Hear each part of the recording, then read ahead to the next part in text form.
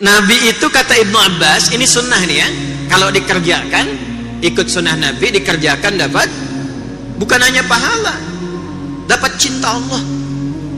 Itu yang mahal Pak, bukan hanya pahala ya Pak, semua kegiatan kita yang diniatkan ikut petunjuk Nabi itu bisa berpotensi mendatangkan cinta Allah.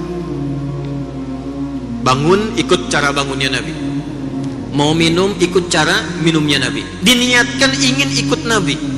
Itu seketika turun hukum Quran surah ketiga Ali Imran ayat 31. Qul in kuntum tuhibbunallaha fattabi'uni yuhibbukumullah.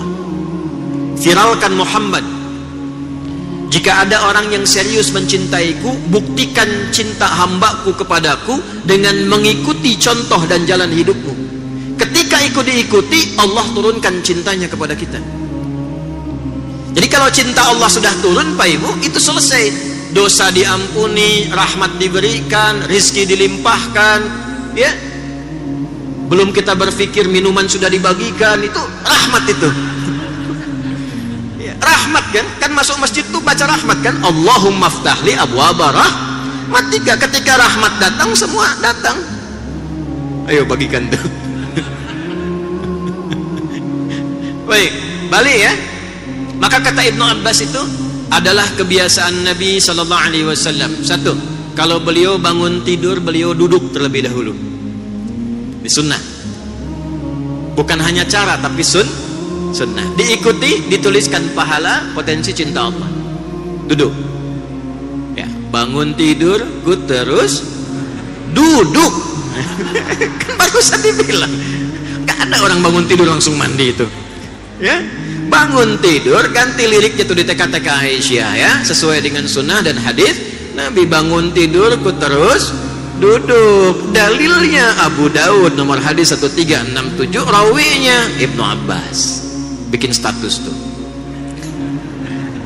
Tenang dulu, biarkan darah mengalir. Setelah itu, wa masaha biyadihi min athari naumi, beliau menghilangkan bekas kantuknya dengan bagian tangannya yang bersih.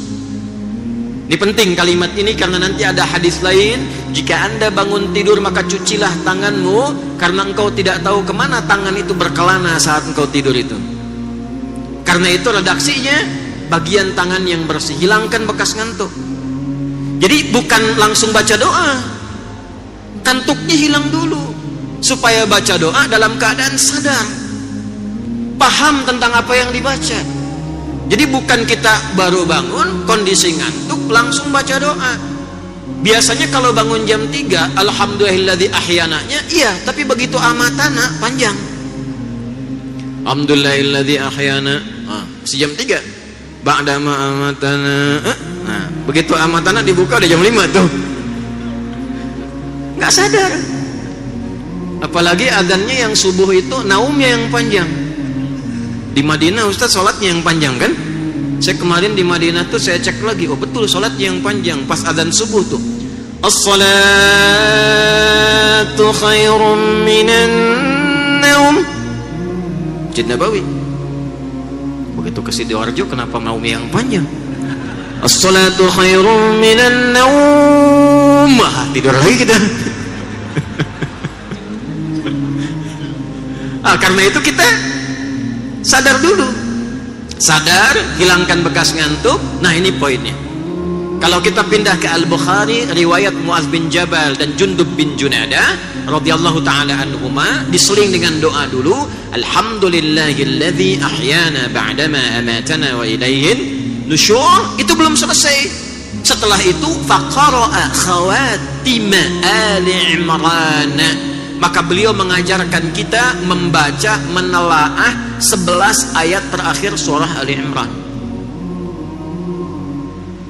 Itu sudah rutin Pak. Itu karakter orang Islam tuh, karakternya saat bangun dia membawa spirit Ali Imran ayat 190 sampai ayat ke-200, 11 ayat. Inna fi khalqis samawati wal ardi wa ikhtilafil laili wan nahari la ayatin liulil albab. Jadi kita baru bangun sudah diminta oleh Al-Quran, dituntun oleh Nabi untuk menjadi pribadi ulul albab. Baru bangun. Anda boleh cek kitab suci manapun yang dianggap suci di muka bumi. Tidak ada satupun kitab yang disucikan di muka bumi ini yang mengajar, membimbing, mengarahkan pemeluknya baru bangun menjadi pribadi intelektual ulul albab. Itu tidak ada. Kecuali Al-Quran. Quran surah 23. Ada manusia yang sedang berpetualang di bumi tapi dia pewaris surga Firdaus. Amalnya apa? Dikeluarkan ayat 1-9-nya. Qad aflahal mu'minun alladzina hum fi salatihim khashi'un. Jadilah kegiatan kurikulum. Ingat, bukan profesi. Penghuni surga Firdaus itu profesinya banyak. Bisa dokter, bisa camat, bisa lurah. Tapi punya karakter. Apa karakternya? Kalau sholat khusyuk. Kalau sekedar sholat surga biasa. Tapi kalau ingin Firdaus, belajar khusyuk menikmati sholat. 1. Walladzina hum 'anil lagwi mu'ridun. Yang gak penting tepikan. Ini bermanfaat, berkata bermanfaat, katakan. Mendengar ada manfaatnya, dengarkan. Yang tidak ada manfaatnya, dia jauhi. Itu karakter namanya. Profesinya boleh apa saja. Turunkan itu ke bumi. Jadikan panduan dalam berkehidupan. Maka itu yang dimaksud kurikulum akhirat. Jadi ketika meninggalkan dunia, siap dengan bekal akhirat. Firdaus sudah menunggu. Karena persiapan bekal kita siapkan dari sekarang. Dunianya tidak hilang, minumnya tetap sama, makan tetap makan, kerja tetap kerja. Hanya bedanya kerja di tempat yang sama. Ada yang tidak sholat, ada yang sholat, ada yang sholatnya khusyuk. Itu yang kita siapkan. Nah, itulah ulul albab. Itu sebabnya ketika kita bangun kita katakan Alhamdulillahilladzi ahyana ba'dama amatana wa ilaihin nusyur. Ya Allah, terima kasih Engkau berikan padaku kesempatan hidup saat ini sesuai ajalku. Walaupun Engkau tahan sementara tadi dalam tidurku. Perhatikan kalimatnya, perhatikan. Aku berjanji sekarang akan menyebar di dunia mencari persiapan bekal untuk pulang kepadamu. Nusyur itu menyebar untuk kembali.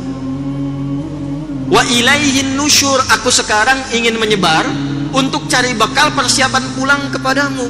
Jadi kalau Anda bangun tidur baca doa itu kemudian maksiat, itu khianat kepada doanya. Jadi nggak mungkin ada orang baca doa itu berbuat kriminal, itu mustahil. Karena dia komitmen. Allah kemudian ngasih panduan. Oh, kamu ingin cari bekal? Ini cari bekalnya ya. Cari bekal yang membuat engkau semakin dekat denganku. 1. Kedua, pahami tentang esensi kehidupanmu di muka bumi. Lalu tanya balik, merencanakannya bagaimana ya Allah? Teruskan ayatnya. Alladzina yadhkuruna Allaha qiyaman wa qu'udan wa 'ala junubihim wa yatafakkaruna fi khalqis samawati wal ardh. Saya mau sampai ke situ.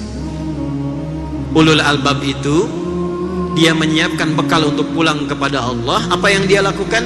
Dia menyiapkan semua agenda kegiatannya. Tafakkur itu menyiapkan sesuatu sebelum dikerjakan. Contoh gini, maaf ya Pak Ibu, sekarang jam 9, saya tanya jam 10 Bapak mau di mana? Jam 11 nanti di mana? Sholat duhur berjamaah di mana? Asar Ibu nanti ada di mana? Jam 5 mau kerjakan apa?